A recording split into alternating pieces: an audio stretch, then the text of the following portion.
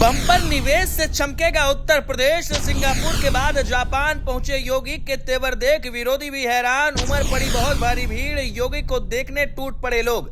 Japan में योगी का दबदबा देखिए, मोदी जैसा दिखा प्रोटोकॉल, तस्वीरों ने उड़ाया गर्दा। सोशल मीडिया पर भी बाबा बुलडोजर के प्लान की चर्चा, देखिए वहां क्या हुआ। सिंगापुर में जो भौकाल योगी का दिखा, उसने विरोधियों को पहले से चुप करा दिया था, लेकिन अब जापान की धरती पर जो नजारा नजर आया, उसने सियासत का पारा और चढ़ा दिया। क्योंकि जापान के टोक्यो एयरपोर्ट पर जैसे ही उत्तर प्रदेश के मुख्यमंत्री योगी आदित्यनाथ उतरे, स्वागत का जो दृश्य दिखा वो किसी साधारण दौरे के जैसा नहीं था। जैसे पीएम मोदी के प्रोटोकॉल के वक्त भारी भीड़ दिखती है, कुछ वैसा ही नजारा इस बार भी दिखा। भारतीय समुदाय का उत्साह, जय श्री राम के नारे और सामने खड़े जापान के अधिकारी पूरी तरीके से योगी का स्वागत कर रहे थे, जिसकी तस्वीरों ने साफ कर दिया कि ये सिर्फ विदेश यात्रा नहीं बल्कि उत्तर प्रदेश के लिए निवेश और प्रभाव का बड़ा अभियान है। बता दें कि सिंगापुर से सीधे जापान पहुंचे योगी का स्वागत उपराज्यपाल जुनिचिया इशिदेरा ने किया। प्रवासी भारतीयों ने तिलक लगाकर अभिनंदन किया। भगवा वस्त्र में योगी जब बाहर निकले तो कैमरे की फ्लैश लगातार चमकते रहे। सोशल मीडिया पर तस्वीरें वायरल हो गईं और समर्थकों ने कहना शुरू कर दिया कि जापान में भी योगी का दबदबा साफ दिख रहा है। कई लोगों ने तो इसे प्रधानमंत्री स्तर का प्रोटोकॉल तक बता दिया। लेकिन ये दौर सिर्फ स्वागत और नारों तक सीमित नहीं है, इसका असली मकसद निवेश है। जानकारी के मुताबिक 33 बड़ी ग्लोबल कंपनियों के प्रमुखों के साथ बैठक तय है। योगी आदित्यनाथ साफ संदेश लेकर पहुंचे हैं कि उत्तर प्रदेश निवेश के लिए तैयार है। सिंगापुर में 1 लाख करोड़ रुपए तक के निवेश के प्रस्ताव की चर्चा पहले ही हो चुकी है, जिसमें 60,000 करोड़ के समझौते अंतिम चरण में बताए गए। अब जापान में औद्योगिक विकास, बुनियादी ढांचे और तकनीकी को लेकर बातचीत हो रही है।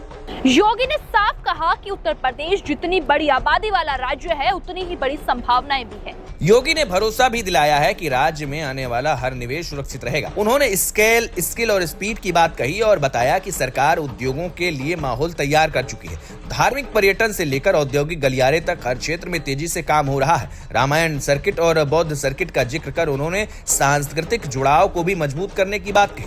जापान में योग, ध्यान और भारतीय परंपरा को लेकर पहले से रुचि है। इसी कड़ी में योगी आदित्यनाथ हनुमान मंदिर में दर्शन करने वाले हैं, जो टोक्यो से कुछ दूरी पर बना है। प्रवासी भारतीयों के बीच उनका कार्यक्रम तय है। स्कूली बच्चों से संवाद भी प्रस्तावित है। इस बीच विपक्ष भी चुप नहीं है। अखिलेश यादव ने तंज कसते हुए कहा कि विदेश घूमने में निवेश नहीं आता, जमीन पर रोजगार दिखना चाहिए। उन्होंने पुराने वादे और आंकड़ों को याद दिलाया, लेकिन समर्थक इसे राजनीतिक बयानबाजी मान रहे हैं। उनका कहना है कि योगी की रणनीति साफ है और निवेश की दिशा में ठोस कदम उठाए जा रहे हैं। इस दौर का एक और आकर्षण जापान की आधुनिक मैग्लेव ट्रेन, जिसकी रफ्तार 600 किलोमीटर प्रति घंटा बताई गई है। कहा जा रहा है कि योगी इस तकनीक को नजदीक से देखेंगे और समझेंगे कि भविष्य की परिवहन व्यवस्था कैसे और अच्छा किया जा सके। उत्तर प्रदेश में भी तेज रफ्तार परियोजनाओं पर काम चल रहा है और ऐसी तकनीकों से सीख लेकर नई योजनाएं बन सकती हैं। तस्वीरों में दिख रही भीड़, मंच पर मौजूद बड़े बड़े अधिकारी और निवेश की चर्चा, ये सब मिलकर एक खास मैसेज भी दे रहे हैं कि उत्तर प्रदेश वैश्विक मंच पर अपनी पहचान मजबूत करने की कोशिश में है। सिंगापुर के बाद जापान में दिखा यह जोश बताता है कि योगी आदित्यनाथ सिर्फ दौरा नहीं कर रहे, बल्कि निवेश, तकनीकी और सांस्कृतिक संबंधों की